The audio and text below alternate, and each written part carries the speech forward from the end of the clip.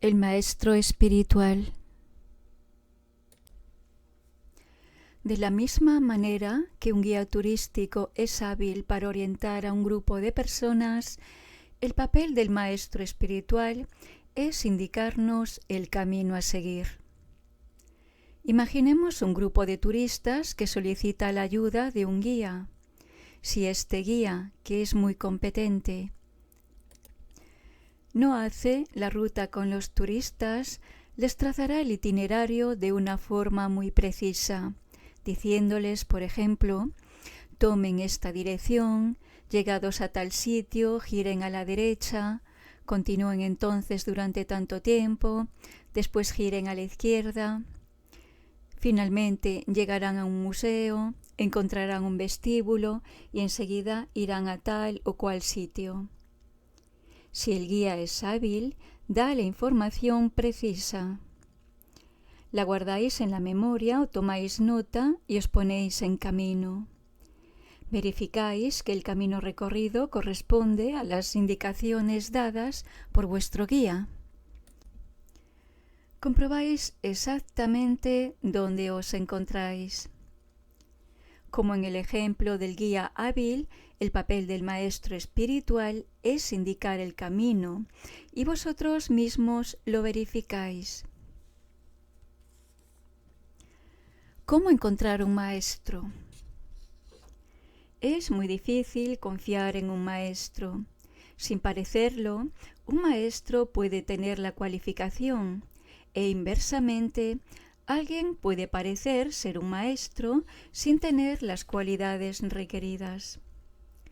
En el Tíbet había monasterios que podían tener hasta 10.000 monjes, de los cuales algunos eran buenos practicantes y otros no.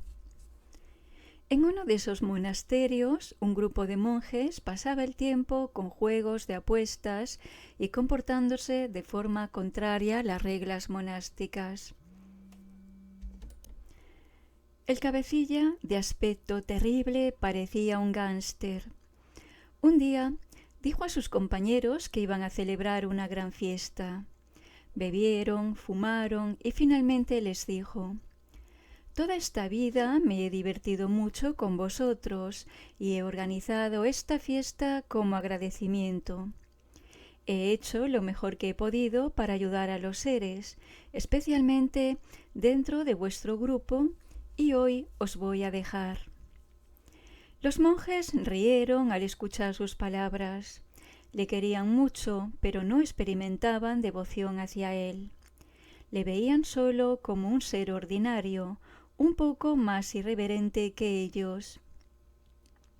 El cabecilla pidió su zen de ceremonia, se sentó sobre un cojín y pareció ponerse a meditar, lo que en él no era habitual, y al poco murió.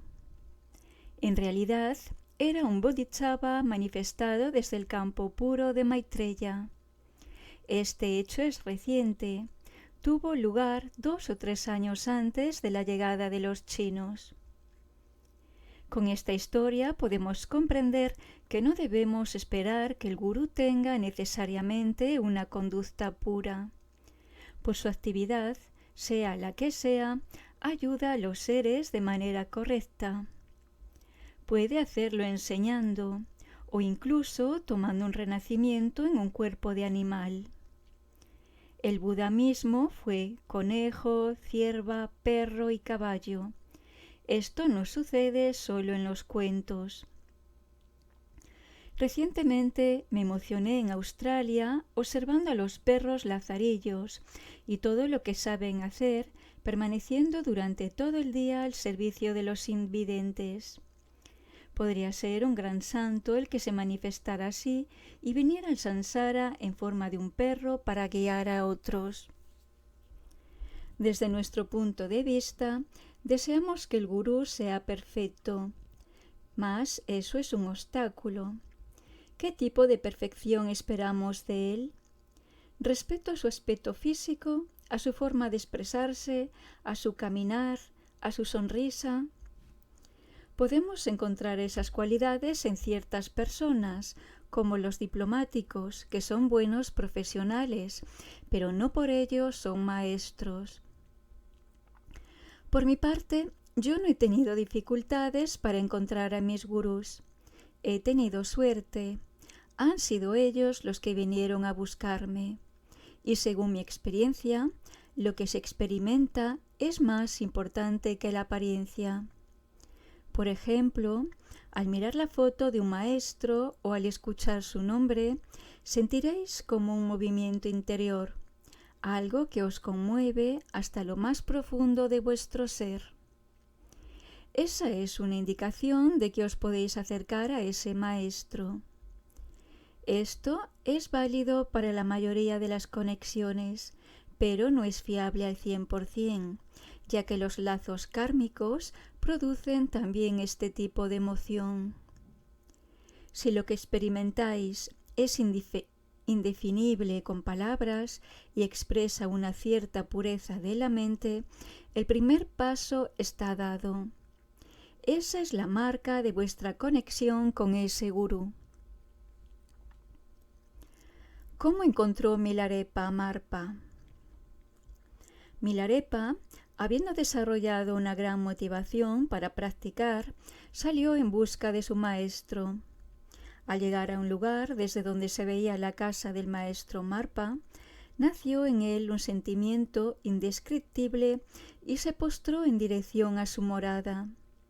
Se puso en camino y cuando llegó allí se encontró frente a un hombre que cultivaba un campo, sin saber que era Marpa. El labriego ofreció bebida al viajero. Este, conmovido por el gesto y su presencia, perdió el conocimiento. Cuando Milarepa recobró la conciencia, el granjero le propuso que labrara su campo y le invitó, una vez hubiera acabado el trabajo, a que fuera a la casa de Marpa. Entonces Milarepa comprendió que el granjero que le había ofrecido cerveza y Marpa eran la misma persona. También está la historia del fundador del linaje Drukpa Kagyu, Sampa Gyare, el primero de los Drukchen, y de su principal discípulo Gochampa. Sampa Gyare era muy conocido en todo el Tíbet y su nombre era citado en las canciones. Mientras estaba en su casa, Gochampa escuchó a unas jóvenes que iban al mercado cantando una de esas canciones.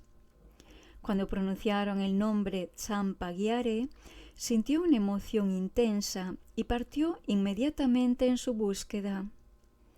Cuando lo encontró, se iluminó. Hay numerosas historias que son otros tantos testimonios.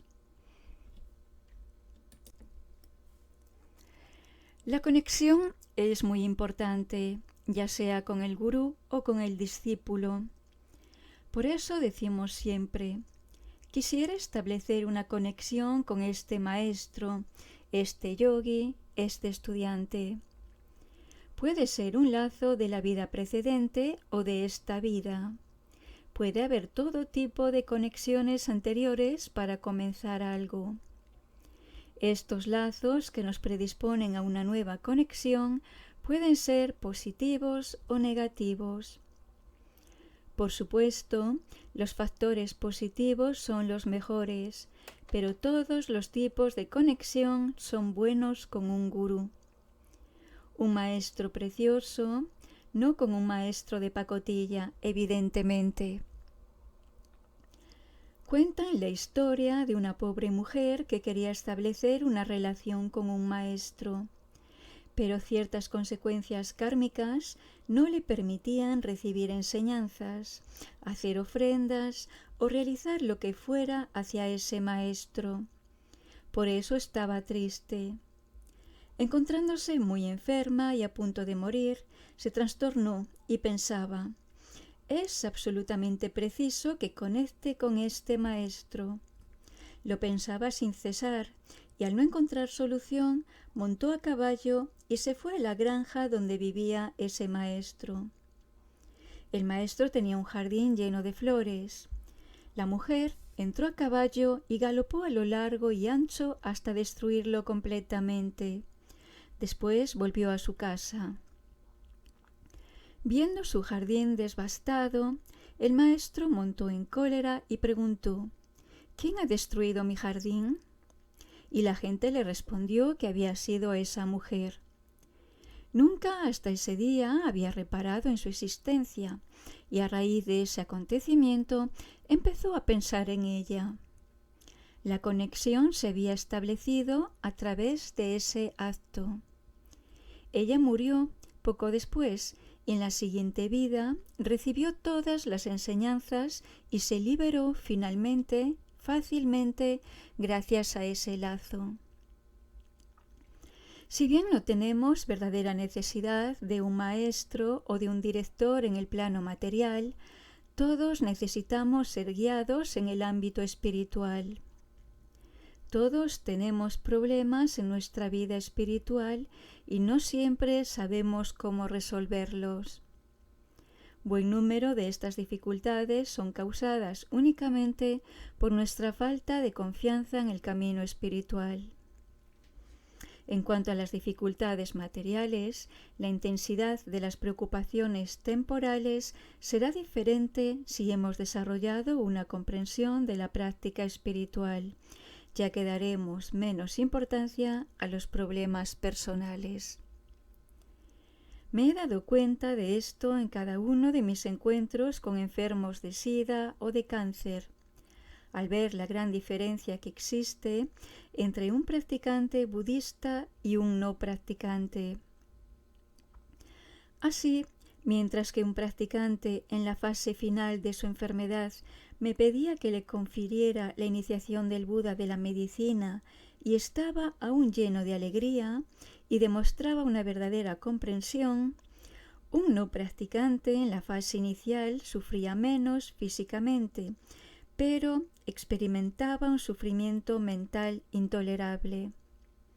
Sus formas de vivir y de soportar esta enfermedad eran totalmente diferentes.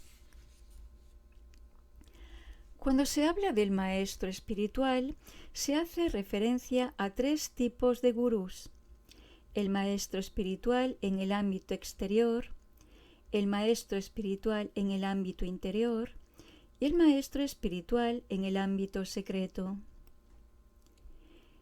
El maestro exterior es el maestro del que recibís las enseñanzas y las instrucciones. El gurú interior es la comprensión de la naturaleza de la mente o naturaleza de los fenómenos. El gurú secreto es la realización.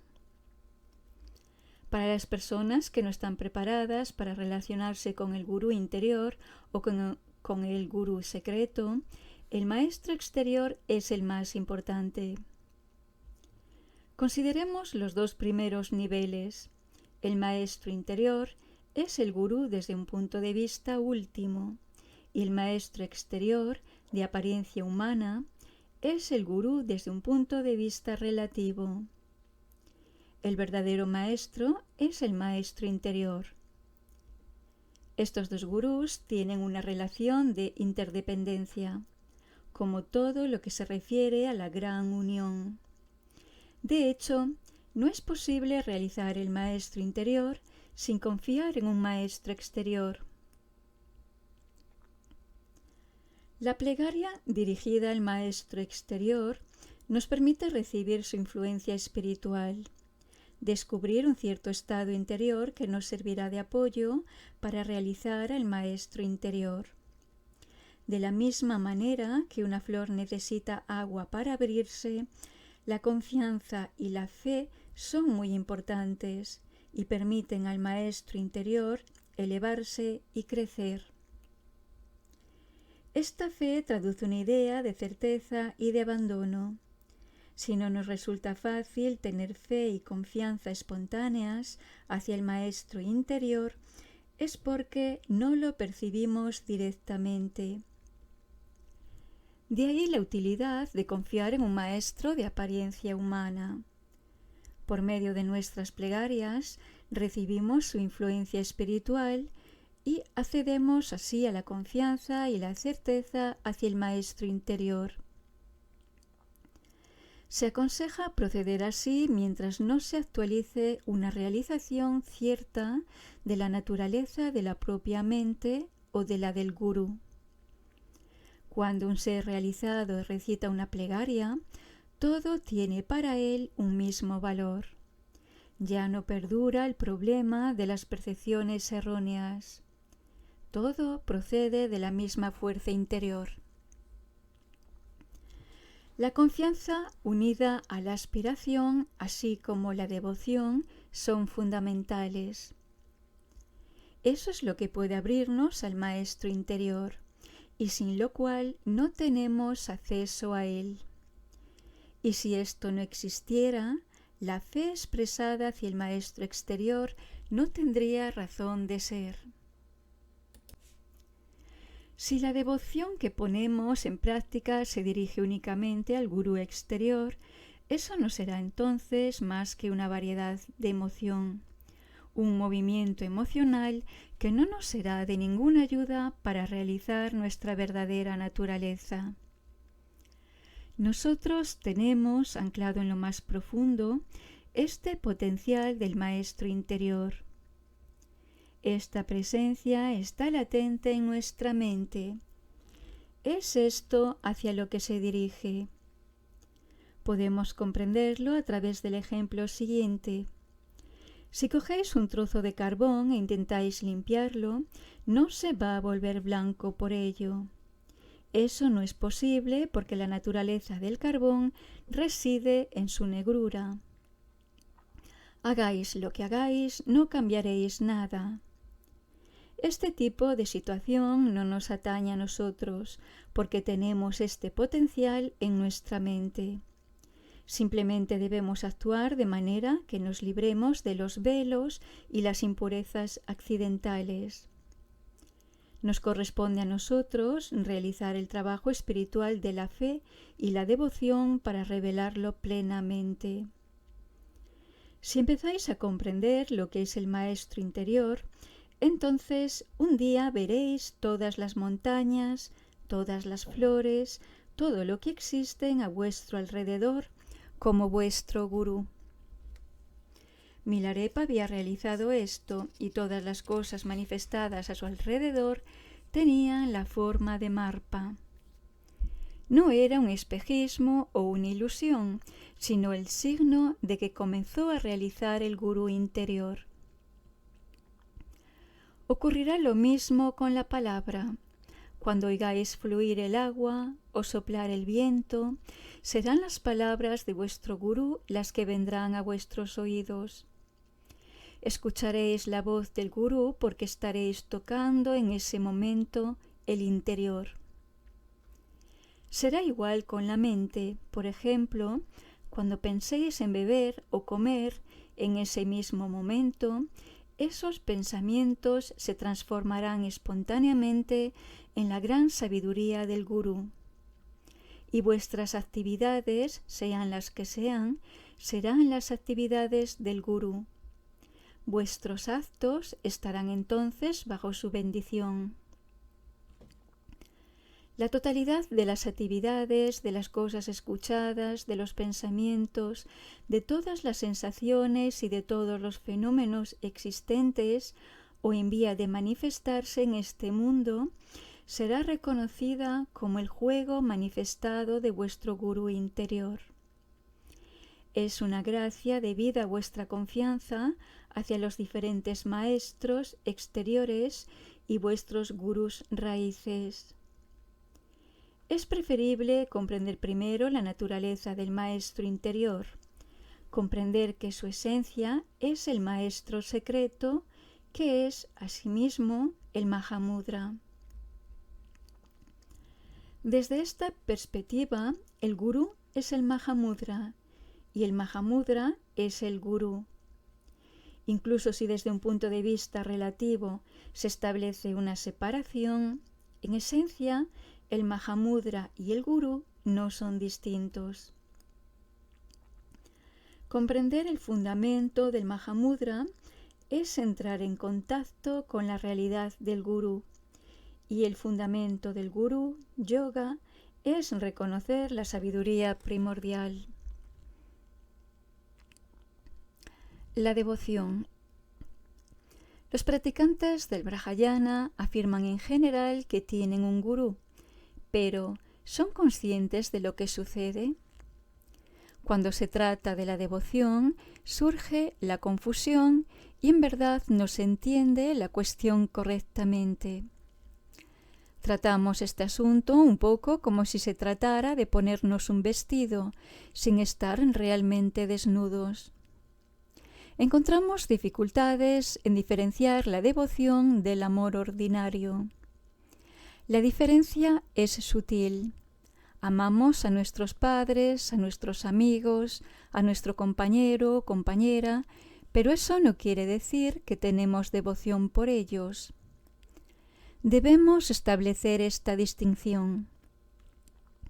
La devoción puede empezar por el amor en el sentido de tener simpatía, tener una preferencia, apreciar. Después, ese amor se puede transformar poco a poco en devoción. Tendremos acceso a la devoción indirectamente a través del amor. Para que ocurra esa transformación, tenemos que escoger en cierto momento entre entrar en la devoción o conservar la relación en el plano de la amistad sin establecer el lazo de maestro a discípulo.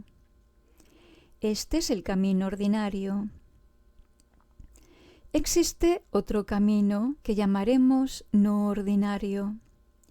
Sin pasar a través del yo amo o yo no amo, saltamos directamente a la devoción. Su manifestación es espontánea y no hay ningún medio que permita obtenerla. Sea cual fuere la manera de emprender una relación de maestro a discípulo, necesita seriedad y tiene a la vez ventajas e inconvenientes. Me gustaría advertiros primero para que sepáis a lo que os comprometéis. Yo no hago publicidad. En tal caso os diría, tener un gurú es algo fantástico. Es totalmente necesario que tengáis uno. Es esto lo que necesitáis en esta vida y las siguientes. Es muy fácil y muy agradable. Ciertos principiantes saltan así a pies juntillas en el Brahayana pensando que disfrutarán de numerosas ventajas.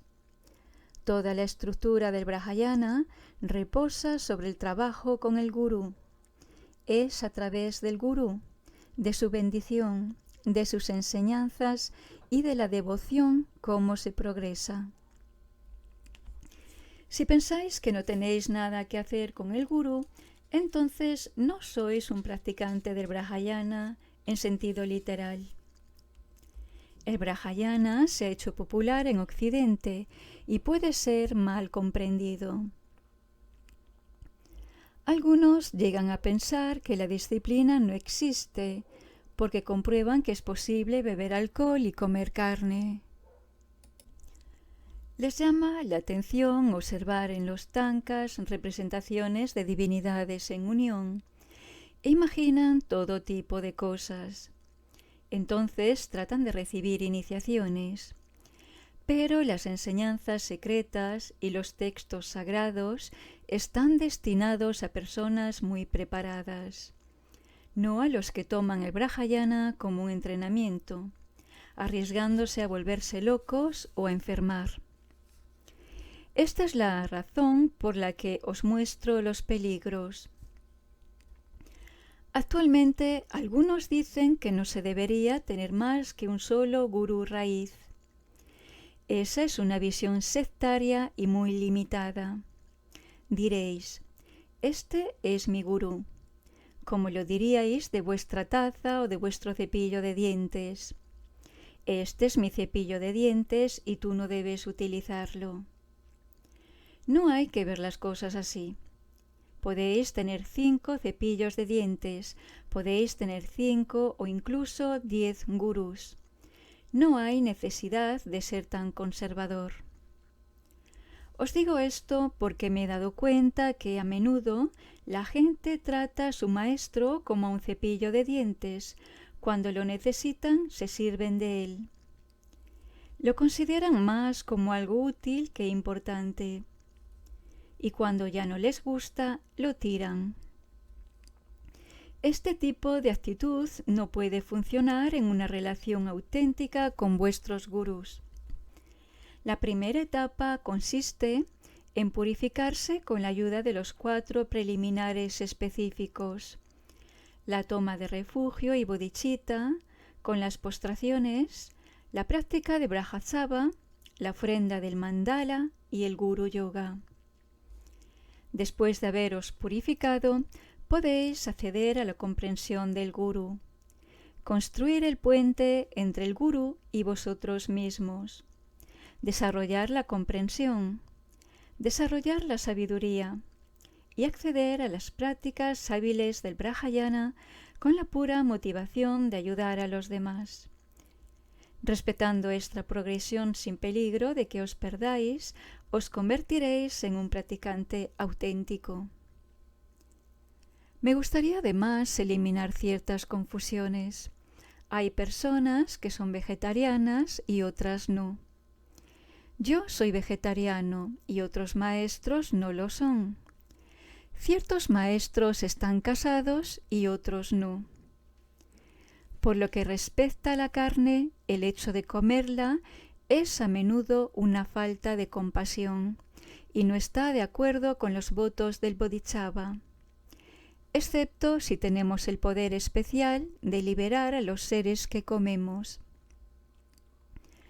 Respecto al alcohol, beberlo permaneciendo lúcido es un medio hábil que en lugar de dañar ayuda al practicante. Y en cuanto al matrimonio, ciertos maestros se casan varias veces y otros no se casan. Los que lo hacen, en general, lo hacen con un objetivo bien preciso. Tienen una gran capacidad de controlarse y pueden así acceder a una realización muy grande. No hay que criticar ni una ni otra de estas actitudes porque todo depende de la comprensión y de la cualificación personal. Lo que importa es hacer la práctica de los preliminares antes que cualquier otra práctica, y no es necesario hacerse preguntas sobre el nivel de nuestra realización. Algunos se preocupan mucho por este tema. Después de 3 meses de retiro vienen a preguntarme: ¿a qué nivel estoy?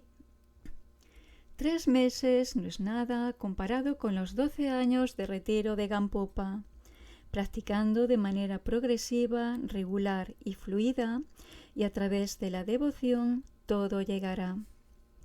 Todo llega espontáneamente, por sí mismo. La devoción es el aspecto principal de la práctica. También puede llamarse la confianza en sí. Algunas veces me siento totalmente relajado y lleno de devoción. Para mí es una gran bendición. Esta sensación, que no tiene nada de física, es comparable a una gran felicidad que influye en toda la vida. Preguntas y respuestas. Cuando uno se compromete con estas prácticas de meditación, ¿quiere decir que hay que tener contactos frecuentes con su maestro o es suficiente haber recibido la enseñanza y ponerla en práctica? Eso depende realmente de cada uno.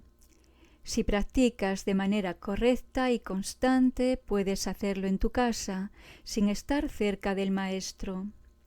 Ahora bien, si eres el tipo de persona que tiene altibajos, a semejanza de quien tiene problemas de tensión, es necesario que mantengas el contacto con el médico, que te tomará la tensión regularmente. Si eres diligente en la práctica, a medida que alcances cierta realización, la relación con el gurú interior se volverá más íntima, más cercana. Y cuanto más íntima sea esta relación, más comprenderás que de hecho No existe una gran diferencia entre el maestro exterior en su forma humana y el maestro interior. Usted dice a menudo que es esencial tener un gurú, pero ¿se puede progresar cuando el gurú solo está presente raramente, como su santidad? En efecto, es importante tener un maestro, pero hay que saber que la autenticidad del maestro está condicionada por la sinceridad del discípulo. La presencia del gurú exterior es necesaria durante la primera parte del camino espiritual porque ayuda a revelar el gurú interior que tendrá un papel preponderante a continuación. El amor es una emoción y la devoción está muy cercana. A veces es difícil discernir entre las dos. Sí, pero lo que hay que saber es que la devoción está desprovista de egoísmo, mientras que las emociones son siempre egoístas. Mi devoción engendra muchas emociones. ¿Es esto grave? No es muy bueno. La devoción pura no provoca ninguna emoción. Al contrario, en algunos casos, la emoción puede ayudar a desarrollar la devoción. La devoción es un deseo puro, sin apego ni egoísmo. El gurú puede considerarse como el sol. Al estudiante no le queda más que echarse y exponerse a sus rayos. ¿Cuál es la diferencia entre el hecho de tener uno o dos gurús?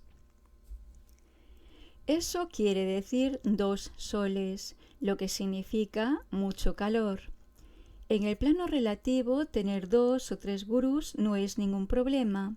Implica que se tendrán otras tantas bendiciones. En último extremo, nada cambia incluso si se tuviera un centenar de gurús.